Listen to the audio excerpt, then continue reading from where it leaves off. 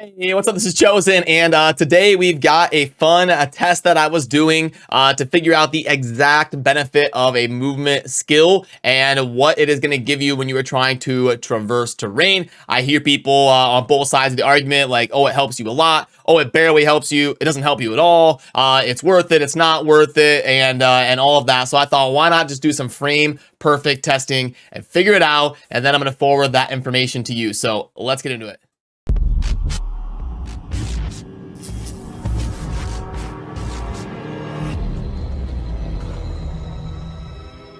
Alrighty, so as we jump in here, just your once a week or so reminder that if you enjoy seeing testing about things like this and daily Diablo Immortal content to help you play efficiently, go ahead and smash the subscribe button down below, and I will do my best to keep you in the loop. Everything Diablo Immortal. But okay, what we're going to be doing here is I wanted to find a spot where I can run in a straight line. It's never going to be perfect, and honestly, it probably shouldn't be perfect because when we're playing in the real world, it's not going to be perfect. You're not going to be moving in a pixel perfect straight line every single moment you're traversing the map. But I did find this area here in West March where we've got a pretty decent long stretch, and I'm able to run from wall to wall and then pull it into editing software and get it frame perfect down to, you know, the 10th, 100th of a second, and figure out exactly how much time we are saving with using a movement ability or not using a movement ability. And right now I am currently on the Demon Hunter class, and we are talking about the movement swing ability, Daring Swing, which a lot of people think is one of the worst mobility abilities in the game. It's mostly just used as a way to like go immune or go up in the air and kind of avoid something,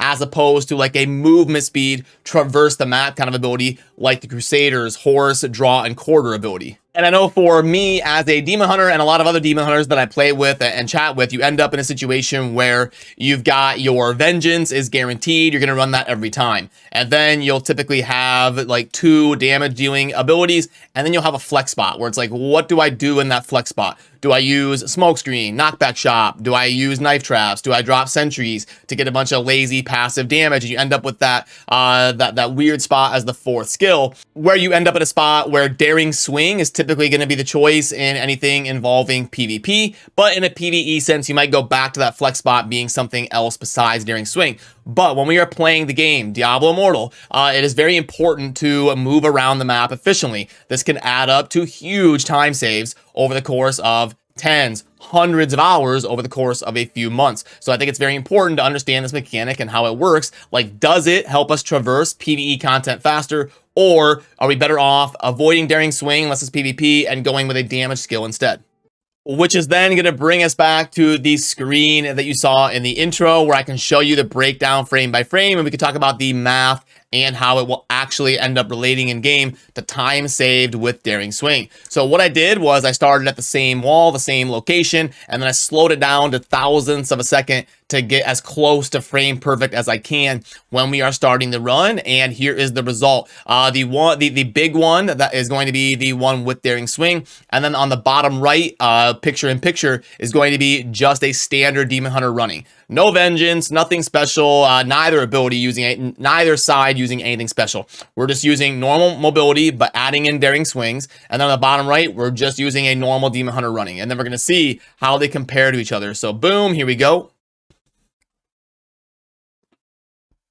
Oh, yeah, hit the stairs faster with the Daring Swings for sure, but then we got to wait for it on cooldown, and it'll come off of cooldown right here, and bang, right when we hit the wall, the time stops, and we end up with about a 12.55, and then our frame perfect ending is about 13.95.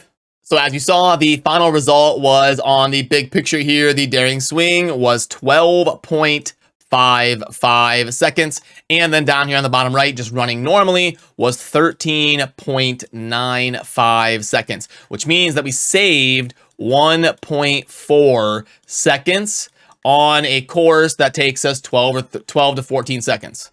And what this essentially ends up converting to is basically exactly a 10% time save for us using Daring Swing versus not using Daring Swing over this stretch that we were on.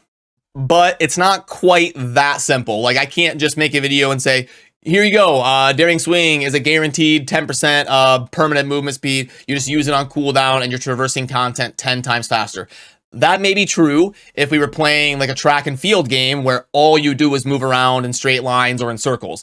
That may be true. I may be able to just say, hey, it's a straight up 10% gain to use Daring Swing versus not using Daring Swing. But in the real world, when we're actually playing Diablo Immortal, we have to also kill things and clear content. So we are giving up a damage skill in order to get this movement speed boost of 10% when we're traversing land. So then in order to be perfectly accurate, we would have to figure out, are we killing things 10% slower by not having that fourth damage dealing skill? Like if I replace that with crossbow or knockback shot or some skill that does damage, impale for the Rift Guardian, sentry for the Rift Guardian, something like that. Am I going to clear content 10% faster? If I am clearing it more than 10% faster, it would be worth it to get rid of Daring Swing over the long haul. If I can kill things 20% quicker by having a fourth DPS skill, then I can make up for the 10% loss in movement speed that I get when I am walking long distances. And what that number ends up being for how much time you're going to close that gap by having a fourth damage skill is obviously going to depend wildly on what content you're clearing. So it's going to be really hard to pin that down to a certain number. But I think it's going to end up mostly breaking about even, really no matter what you do.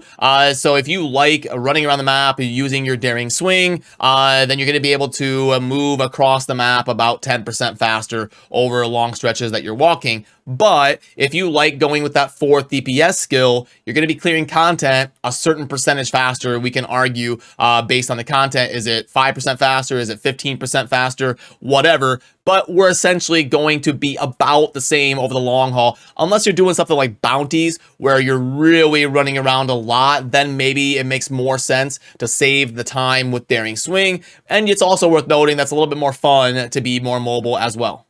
And obviously all of the benefits that you're getting somewhere like PvP, where you can use Daring Swing to avoid stuff and make yourself immune, get out of harm's way, and all that stuff, which is obviously very important for a Demon Hunter as a ranged class.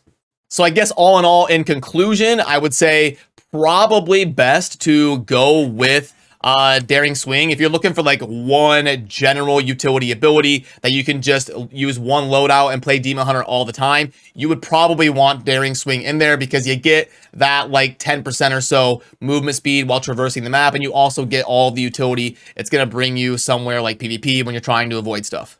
So yeah, that's the actual numbers, and you can let me know what conclusion you draw from those numbers and seeing the two side by side. I always enjoy your perspectives as well. If you want to see it one more time, I will show you the two runs back to back right next to each other. And maybe I'll just cut this specific thing and upload it as a YouTube short, or maybe try to even make it a better picture-in-picture or something, just as like a 1-minute YouTube short or something. But that was what I wanted to cover in today's video. So yeah, as always, thanks for watching. Remember to subscribe on your way out for daily Immortal content coming your way to help you play as efficient as possible. And as always, thanks for watching. Have a good rest of your day. Peace.